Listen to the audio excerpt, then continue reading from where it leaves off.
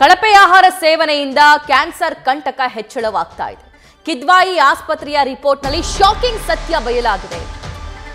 ಪುರುಷರಲ್ಲೇ ಹೊಟ್ಟೆ ಮತ್ತು ಅನ್ನನಾಳದ ಕ್ಯಾನ್ಸರ್ ಕಾರಕ ಅಂಶಗಳು ಹೆಚ್ಚೆಚ್ಚು ಪತ್ತೆಯಾಗ್ತಿವೆ.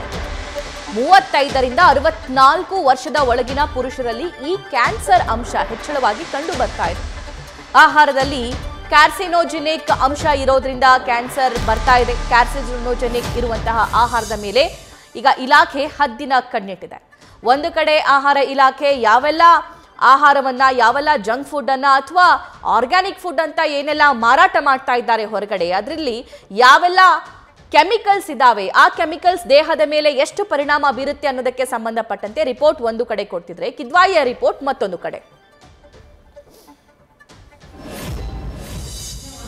ನಾರ್ತ್ ಕರ್ನಾಟಕದಲ್ಲಿ ತಗೊಂಡಾಗ ಈ ಸ್ಪೈಸಿ ಫುಡ್ಗೂ ಇಟ್ಸ್ ಬಿನ್ ರಿಲೇಟೆಡ್ ಟು ಸಿ oesophagus. There is a relationship ಇದೆ, ಬಟ್ ಇದರಿಂದನೇ ಬರುತ್ತೆ ಅಂತ there are studies which shows, and basically these are risk factors. Details ನೀಡ್ತಾರೆ ನಮ್ಮ ಪ್ರತಿನಿಧಿ ಪ್ರಗತಿ.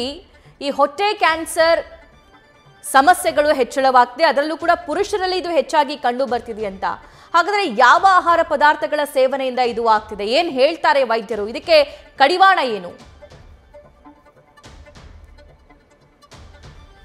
ಹೊಟ್ಟೆ ಕ್ಯಾನ್ಸರ್ ಅನ್ನುವಂಥದ್ದು ಪ್ರಪಂಚದಲ್ಲೇ ಜಾಸ್ತಿ ಆಗ್ತಾ ಇರುವಂತಹ ಈ ಕ್ಯಾನ್ಸರ್ಗಳ ಪೈಕಿ 5ನೇ ಸ್ಥಾನವನ್ನ ಪಡೆದುಕೊಂಡಿರುವಂಥದ್ದು. ಸೊ ದಿನದಿಂದ ದಿನಕ್ಕೆ ಇದು ಜಾಸ್ತಿ ಆಗ್ತಾ ಇದೆ. ಯಾಕೆ ಅಂತ ಹೇಳಿದ್ರೆ ಬದಲಾಗ್ತಾ ಇರುವಂತಹ ಜೀವನ ಶೈಲಿ ಜೊತೆಗೆ ಆಹಾರ ಕ್ರಮದ ಎಫೆಕ್ಟ್ ಹೊಟ್ಟೆ ಕ್ಯಾನ್ಸರ್ ಜಾಸ್ತಿ ಆಗ್ತಾ ಇರುವಂಥದ್ದು. ಸೊ ನಾವೇನ್ ಮಾಡ್ತೀವಿ ಅಂತ ಕೇಳಿದ್ರೆ, ಆದಷ್ಟು ಈ ಮಾಂಸವನ್ನು ಕೊಳ್ಳುವಾಗ್ಲೂ ಅಷ್ಟೇ ಕೆಲವರು ಏನ್ ಮಾಡ್ತಾರೆ ಅಂತ ಹೇಳಿದ್ರೆ ಆನ್ಲೈನ್ ನ ಮೊರೆ ಹೋಗ್ತಾರೆ. ಅಂತಹ ಸಂದರ್ಭದಲ್ಲಿ ಜಾಸ್ತಿ ಶೇಖರಿಸಿಟ್ಟಂತಹ ಮಾಂಸವನ್ನು ಸೇವನೆ ಮಾಡೋದ್ರಿಂದ ಅಥವಾ ಈ ಕೆಂಪು ಮಾಂಸವನ್ನು ಸೇವನೆ ಮಾಡೋದ್ರಿಂದ, ಅದರ ಜೊತೆಗೆ ಉಪ್ಪಿನಾಂಶ ಹೆಚ್ಚಿರುವಂತಹ ಒಂದು ಆಹಾರ ಪದಾರ್ಥವನ್ನ ಸೇವನೆ ಮಾಡೋದ್ರಿಂದ, ಜೊತೆಗೆ ಪ್ಯಾಕೆಟ್ ಅಲ್ಲಿ ಇರುವಂತಹ ಆಹಾರ ಪದಾರ್ಥವನ್ನ ಜಾಸ್ತಿ ಸೇವನೆ ಮಾಡೋದ್ರಿಂದ ಈ ರೀತಿಯಾದಂತಹ ಹೊಟ್ಟೆ ಕ್ಯಾನ್ಸರ್ ಬರ್ತಾ ಹೋಗುತ್ತೆ. ಸೊ ಅಧ್ಯಯನದ ಪ್ರಕಾರ ಹೊಟ್ಟೆ ಕ್ಯಾನ್ಸರ್ ಜಾಸ್ತಿ ಆಗಿ ಬರುವಂತದ್ದು ಉಪ್ಪಿನ ಪ್ರಮಾಣವನ್ನ ಜಾಸ್ತಿ ಸೇವನೆ ಮಾಡಿದ್ರೆ ಅದು ಮನುಷ್ಯನ ದೇಹದ ಮೇಲೆ ಪ್ರತಿಕೂಲ ಪರಿಣಾಮ ಬೀರ್ತಾ ಹೋಗುತ್ತೆ. ಅದರ ಜೊತೆಗೆ ಬಹುತೇಕರಲ್ಲಿ ಈ ಗ್ಯಾಸ್ಟ್ರಿಕ್ ನ ಲಕ್ಷಣಗಳು ಕಾಣಿಸ್ಕೊಳ್ತವೆ. ಅಂತಹ ಸಂದರ್ಭದಲ್ಲಿ ಬಹುತೇಕ ಜನ ಏನ್ ಮಾಡ್ತಾರೆ, ಅದನ್ನ ಇಗ್ನೋರ್ ಮಾಡ್ತಾರೆ. ಇದು ಕಾಮನ್ ಆಗಿ ಬರುವಂತಹದ್ದೇನೋ, ಊಟ ಮಾಡಿಲ್ಲ ಅಂತ ಬಂತು ಅಥವಾ ಏನೋ ಊಟದ ಸಮಯ ಬದಲಾವಣೆ ಆಗಿದ್ದಕ್ಕೋಸ್ಕರ ಗ್ಯಾಸ್ಟ್ರಿಕ್ ಬಂದಿರಬಹುದು ಅಂತ ಅದನ್ನ ಏನೋ ನೆಗ್ಲೆಕ್ಟ್ ಮಾಡುವಂತವರ ಸಂಖ್ಯೆ ಜಾಸ್ತಿ ಇರುತ್ತೆ. ಬಹುತೇಕ ಕಡೆಯಲ್ಲಿ ಈ ಗ್ಯಾಸ್ಟ್ರಿಕ್ ಮುಂದೆ ನಿಮ್ಗೆ ಆ ಕ್ಯಾನ್ಸರ್ ಆಗಿ ಬದಲಾವಣೆ ಆಗುವಂತಹ ಸಾಧ್ಯತೆ ಇರುತ್ತೆ. ಅದನ್ನ ನೆಗ್ಲೆಕ್ಟ್ ಮಾಡಬಾರ್ದು. ಪ್ರಾಥಮಿಕ ಹಂತದಲ್ಲಿ ಅದನ್ನ ಟೆಸ್ಟ್ ಮಾಡಬೇಕು. ಜೊತೆಗೆ ಅತಿಯಾಗಿ ನಿಮ್ಗೆ ಹೊಟ್ಟೆ ಉಬ್ಬರ ಆದ್ರೆ ಅಥವಾ ಹೊಟ್ಟೆಯಲ್ಲಿ ನೋವು ಕಾಣಿಸ್ಕೊಂಡ್ರೆ, ಹಸಿವು ಆಗತ್ತೆ ಆದ್ರೆ ತಿನ್ನೋದಕ್ಕಾಗಲ್ಲ, ಈ ರೀತಿಯಾದಂತಹ ಒಂದು ಪರಿಸ್ಥಿತಿ ಬಂದ್ರೆ, ಈ ರೀತಿಯಾದಂತಹ ಒಂದು ಸಿಚುವೇಶನ್ ಕ್ರಿಯೇಟ್ ಆದ್ರೆ ನಿಮ್ಗೆ ಅದು ಹೊಟ್ಟೆಯ ಕ್ಯಾನ್ಸರ್ ಬರ್ತಾ ಇದೆ ಅನ್ನುವಂತಹ ಒಂದು ಲಕ್ಷಣ ಅವೆಲ್ಲವೂ ಕೂಡ. ಆ ಸಂದರ್ಭದಲ್ಲಿ ತಕ್ಷಣ ಹೋಗಿ ನೀವು ಆಸ್ಪತ್ರೆಗೆ ತೋರಿಸ್ಕೊಳ್ಬೇಕು. ಅದನ್ನ ಅವಾಯ್ಡ್ ಮಾಡಿದ್ರೆ, ನೆಗ್ಲೆಕ್ಟ್ ಮಾಡಿದ್ರೆ ಕ್ಯಾನ್ಸರ್ ಜಾಸ್ತಿ ಆಗುವಂತಹ ಸಂಖ್ಯೆ ಜಾಸ್ತಿ ಇದೆ.